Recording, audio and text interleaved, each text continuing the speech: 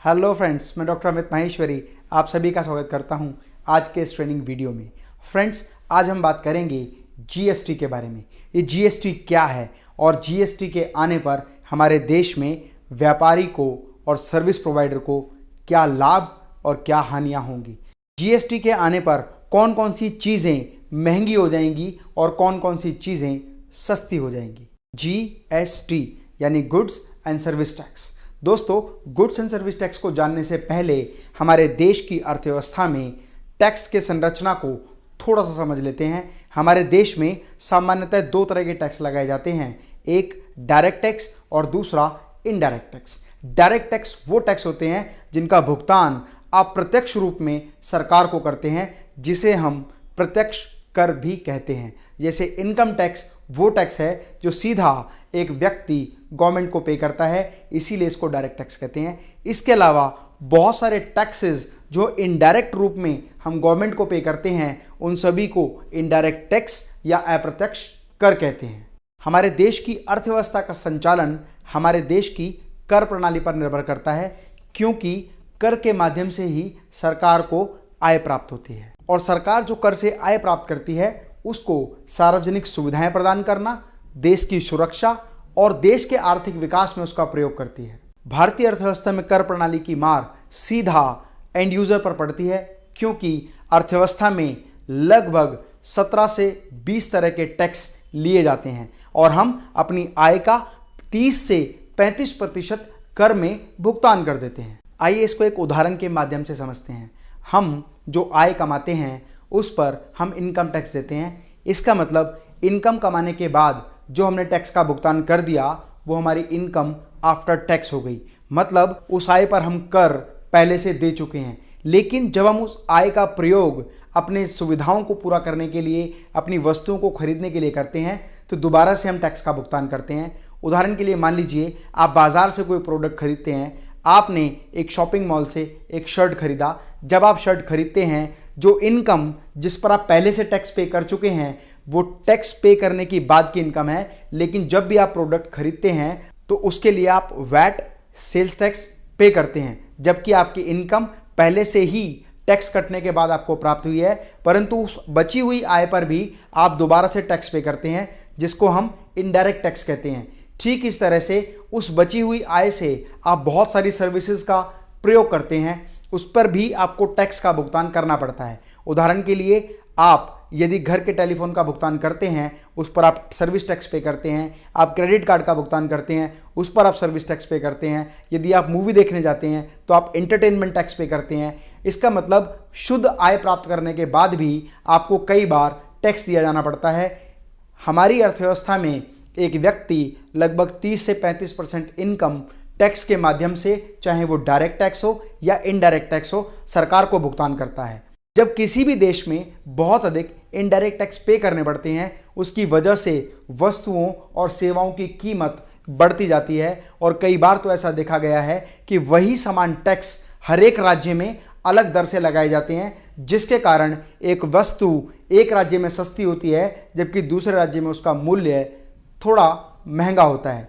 इस टैक्स की मार से बचने के लिए भारत सरकार ने एक टैक्स का निर्माण किया जिसका नाम है GST, goods and services tax. अब ये जीएसटी क्या है और जीएसटी के आने पर व्यापारी को क्या लाभ होगा, एंड यूजर को क्या लाभ होगा, सर्विस प्रोवाइडर को क्या लाभ होगा और किस तरह से हमारी कर प्रणाली काम करेगी।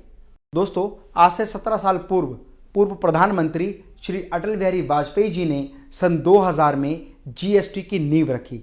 ये जीएसटी की नींव रखने का उद्देश्य यह था कि पूरे देश में, पूरी अर्थव्यवस्था में कीमत की समानता हो और किसी भी व्यक्ति पर कर का बहुत अधिक भार न पड़े और साथ ही साथ कर की चोरी को आसानी से रोका जा सके। जीएसटी के लागू होने पर बहुत सारे टैक्स खत्म हो जाएंगे और हम एक ही कर प्रणाली के अंतर्गत कार्य करेंगे और यह टैक्स प्रणाली न केवल एक राज्य में बल्कि पूरे भारत में समान रूप से काम करेगी। इसका मतलब जो वस्तु आपको दिल्ली में जिस मूल्य पर प्राप्त हो रही है, उत्तराखंड, बिहार, राजस्थान, पश्चिम बंगाल, नेपाल, भारत के हर राज्य में वो वस्तु आपको समान टैक्स का भुगतान करके समान कीमत पर उपलब्ध होगी।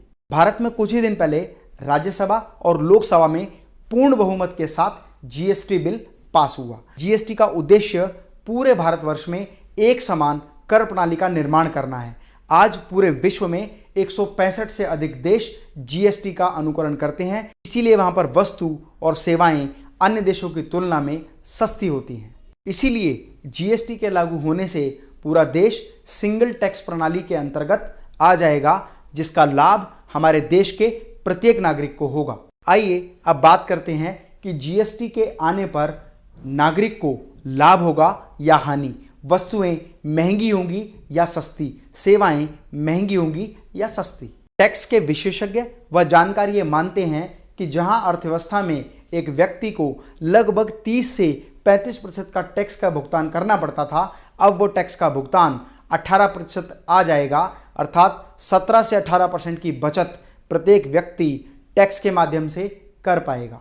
समान रूप से जीएसटी लागू होने के बाद भी बहुत सारी वस्तुएं और सेवाएं सस्ती हो जाएंगी, जबकि बहुत सारी वस्तुओं व सेवाएं महंगी हो जाएंगी। जैसे पैकेजिंग गुड्स में पहले 4 से 5% ड्यूटी लगती थी, लेकिन यदि पैकेजिंग बिजनेस जीएसटी के अंतर्गत आएगा तो टैक्स का भुगतान 18% करना होगा। इसका मतलब आने वाले समय में पैकेजिंग इंडस्ट्री का मटेरियल लगभग 18% महंगा हो जाएगा। इसका मतलब आने वाले समय में पैकेजिंग इंडस्ट्री का मटेरियल 4% की जगह 18% टैक्स के दायरे में आएगा, जिससे उसकी कीमत लगभग 14% पहले की अपेक्षा महंगी हो जाएगी।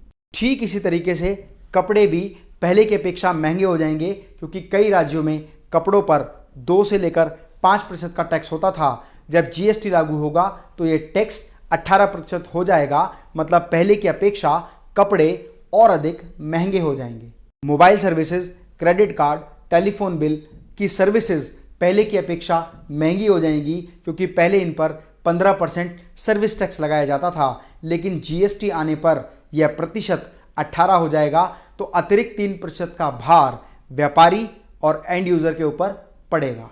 वस्तुओं और सेवाओं पर अलग अलग तरीके से लगने वाले कर समाप्त करके जीएसटी को इंप्लीमेंट किया जाएगा।